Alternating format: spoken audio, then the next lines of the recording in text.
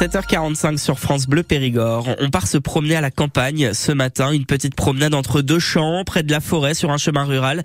C'est toujours agréable. Eh bien, ils sont en voie de disparition, ces chemins ruraux. Parce que si on ne les entretient pas, ils risquent de disparaître. Le collectif de défense des loisirs verts organise d'ailleurs une journée spéciale samedi. Sauvons les chemins ruraux. Et on est ce matin avec le directeur du collectif, Louis de Bergevin. Bonjour Charles Péot. Oui, bonjour. Il risque de disparaître ces chemins ruraux, ces chemins sur lesquels on peut randonner. C'est même plus qu'un risque, puisque depuis une quarantaine d'années, ils ne cessent de disparaître, malgré toute l'énergie qu'on met à essayer de les préserver, avec tout un tas d'autres associations d'usagers, évidemment. Mais voilà, les chemins ruraux disparaissent, c'est un fait depuis les années 70. Et c'est pour ça que on met beaucoup d'énergie dans l'organisation de notre opération des Journées des chemins. Qu'est-ce qui a changé depuis 40 ans? Pourquoi maintenant ils se mettent à disparaître? Alors, ils ont disparu tout au fil du temps. Ils ont disparu, notamment à cause des remembrements qui visaient à créer de très grosses parcelles. Donc, dans ce cas-là, les chemins ont souvent été passés par pertes et profits. Et puis, il y a eu pendant les années 80 une certaine désaffection de la part des randonneurs, et du coup, ces chemins se sont embroussaillés. Et puis, se promener dans la nature est revenu à la mode, mais on s'aperçoit que tous ces chemins qui se sont bouchés par la végétation dans les années 90-2000, eh bien aujourd'hui, il faut les réouvrir pour que tout le monde puisse en profiter. Et malheureusement, les communes n'ont pas les budgets nécessaires, bien souvent, pour le faire, d'autant plus que elles n'ont pas d'obligation d'entretien sur ces chemins.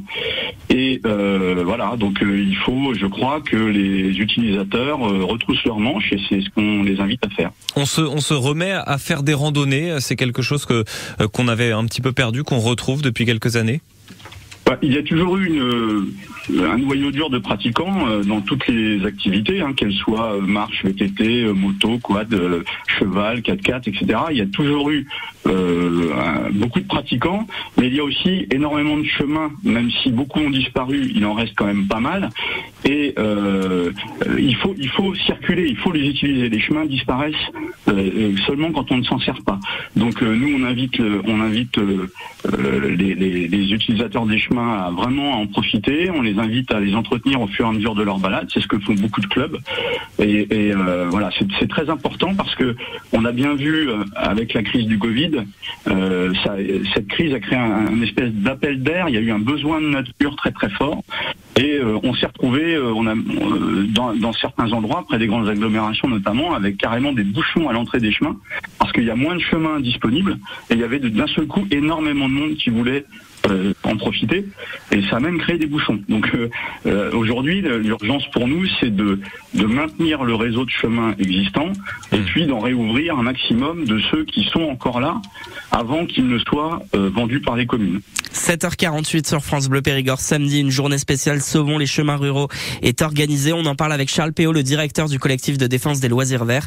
Il répond à vos questions, Louis de Bergevin. Alors, ces chemins ruraux qu'on appelle par erreur chemins communaux, ils ont aussi un rôle écologique? Oui, alors le chemin en lui-même, ça reste une voie de circulation. Il a été créé par l'homme, parfois il y a plusieurs siècles, et il sert, sa chaussée, elle sert bien à circuler. Par contre, les chemins ruraux sont très souvent bordés de haies, de bosquets, d'arbres, et ces haies, évidemment, sont un réservoir de biodiversité qu'il faut absolument protéger. Et donc, nos organisateurs de chantier prennent toujours soin de débroussailler la chaussée, d'entretenir la chaussée de ces chemins, et de garder ces magnifiques haies de part et d'autre, parce que voilà, il faut protéger cette biodiversité. Et puis soyons honnêtes, c'est aussi bien plus sympathique de se promener dans un chemin de type bocager, avec de belles haies de chaque côté, que de se retrouver entre deux champs. Voilà, donc oui, effectivement, ces haies sont importantes. Et donc samedi, vous organisez une journée spéciale Sauvons les chemins ruraux. Vous allez faire quoi? Il y a différents types de chantiers, c'est ça? Alors, il y a une vingtaine de chantiers dans toute la France. On a des chantiers de débroussaillage, d'entretien assez simples, de base. On a aussi des chantiers beaucoup plus conséquents avec des réouvertures de chemins qui avaient disparu depuis parfois 30 ans sous la broussaille, et là qui nécessitent des moyens plus lourds en termes de matériel et de nombre de bénévoles. Et puis on a aussi, malheureusement, devrais-je dire, des chantiers qui consistent à ramasser des déchets, parce que les chemins sont ces dernières années de plus en plus le théâtre de dépôts sauvages de déchets, et donc nos bénévoles aussi en profitent pour nettoyer la nature, les chemins et leurs abords à l'occasion de ces chantiers. Et donc vous voulez aussi sensibiliser le grand public qui se promène sur ces chemins ruraux pour aussi les entretenir au moment du passage, ramasser par exemple une bouteille en plastique ou un papier de bonbons. C'est aussi le message que vous voulez faire passer. Charles Péot, directeur du collectif de défense des loisirs verts.